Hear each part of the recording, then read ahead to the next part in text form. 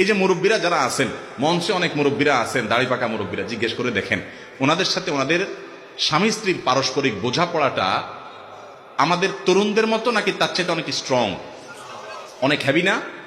আজকাল তরুণদের দেখবেন সকাল বিকাল ঝগড়া লাগে, আজকে বিয়ে করেছে 6 মাস পরে ভেঙে গেছে, 3 দিন পরে দরবার হয়েছে, 6 দিন পরে মামলা হয়েছে, 10 লাখ 20 লাখ 50 লাখ মহর ধরে, কেন যাতে বিয়ে না ভাঙে, তবুও ভাঙে না, এত টাকা দিয়েও বাদ দেওয়া যায় না, ছুটে যায়।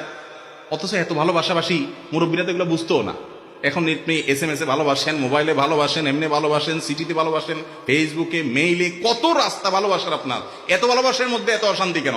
আর মুরব্বীরা ভালোবাসাবাসি তো পরের কথা, চাচি বেচারা 10-15টা পোলাপান পালতে পালতে শেষ, গরু ছাগলের খাবার জোগাড় করতে করতে শেষ, কাজের লোকদের খাবার জোগাড় করতে করতে শেষ, চাচার সাথে দিনে রাতে 24 ঘন্টায় একান্তে বেচারি 10 মিনিট একটু আলাপও করার সুযোগ পায় নাই। চাচা বেচারা কাজ করতে করতে অস্থির, কোনো সময় পায় নাই মহব্বত নিবেদন করার জন্য।